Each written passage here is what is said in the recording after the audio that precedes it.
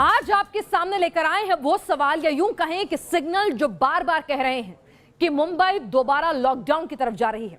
महाराष्ट्र में infection rate 20% के ऊपर जा चुका है। नागपुर जैसे हॉटस्पॉट पर कोरोना डेथ की तादाद बढ़ रही है और मुंबई में कोरोना को रोकना सबसे बड़ा चैलेंज बनता जा रहा है। मुंबई में कोरोना को रोकने के लिए फिलहाल कंटेनमेंट जोन बनाए जा रहे हैं, टेस्टिंग बढ़ाई जा रही है, लेकिन सिर्फ मीडिया रिपोर्ट से नहीं बल्कि मुंबई के कर्ता धर्ता भी मान रहे हैं अगर कोरोना का कहर नहीं रुका तो मुंबई में लॉकडाउन को अब कोई नहीं रोक सकता।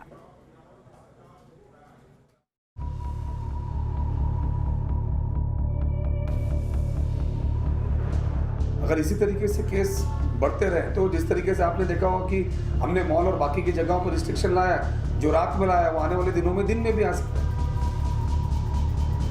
पॉजिटिविटी बहुत बढ़ जाती है और लोगों की जान को खतरा पैदा हो जाता है, तो फिर ना इलाज से गवर्नमेंट के पास कोई दूसरा रास्ता नहीं रहेगा। एक बार फिर सड़कों पर होगा सन्नाटा,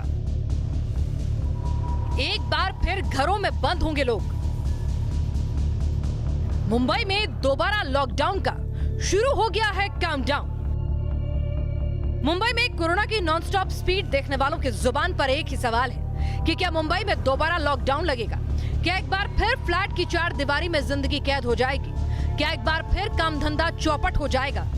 वजह है वो हालात जो लॉकडाउन का सिग्नल दे रहे हैं। मुंबई में जहां जहां केस मिल रहे हैं वहां कंटेनमेंट जोन बनाए जा रहे हैं। मुंबई में नाइट कर्फ्यू लगाने का खाका खींचा जा चुका है। खुद सीएम उद्धव ठाकरे अधिकारियों से कह चुके हैं कि लिमिटेड लॉकडाउन का ब्लूप्रिंट तैयार किया जाए। इस हाई वोल्टेज एक्शन की एक ही वजह है मुंबई में कोरोना के केसेस का लगातार बढ़ना।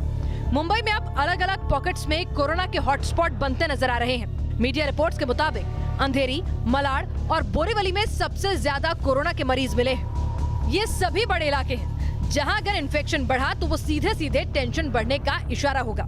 यही वजह है कि मुंबई में लॉकडाउन को लेकर सरकार और सिस्टम दोनों एक ही जुबान में लॉकडाउन के विकल्प को भी कबूल कर रहे हैं। आप देख सकते हैं कि हर जो गाइडलाइंस या जो हम SOPs निकाल रहे हैं वो कड़क ही करते जा रहे हैं।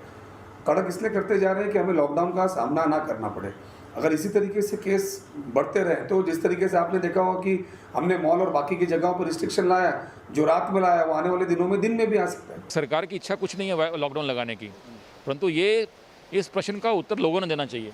जो नागरिक हैं उनके पाले में ये बॉल है कि वो बताएं कि उनको क्या चाहिए। अगर पॉजिटिविटी बहुत बढ़ जाती है और लोगों की जान को खतरा पैदा हो जाता है, तो फिर ना इलाज से गवर्नमेंट के पास कोई दूसरा रास्ता नहीं रहेगा।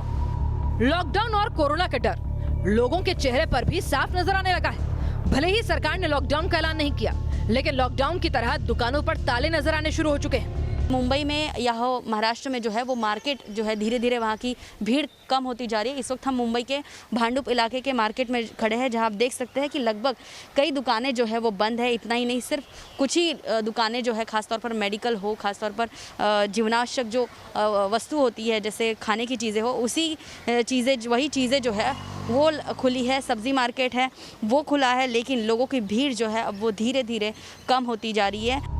ना तो जनता और ना ही सरकार, कोई नहीं चाहता कि दोबारा लॉकडाउन लगे, क्योंकि एक बार लॉकडाउन और उससे होने वाले नुकसान को मुंबई देख चुकी है। लॉकडाउन 1 के दौरान ही महाराष्ट्र को 40,000 करोड़ का नुकसान हुआ था। एक अनुमान के मुताबिक पहले महीने के दौरान अकेले मुंबई को 15,000 करोड़ का नुकसान उठाना पड़ा था। जनवरी में मुंबई में किए गए सर्वे में 66% लोगों ने माना था कि लॉकडाउन के दौरान या तो उनकी नौकरियां गईं या फिर उन्हें सैलरी कट से दो चार होना पड़ा। यानी लॉकडाउन ने जिंदगी से लेकर जेब सब हलकान कर दी थी। अगर दोबारा लॉकडाउन लगा तो इसका सीधा मतलब होगा कि जैसे तैसे उबर रही मुंबई एक बार फिर गर्त में चली जाएगी। लेकिन एक कड़वा सच ये भी है, जिस तरह कोरोना बढ़ रहा है वो लॉकडाउन के सिवा कोई दूसरा विकल्प नहीं छोड़ रहा। Team news nation.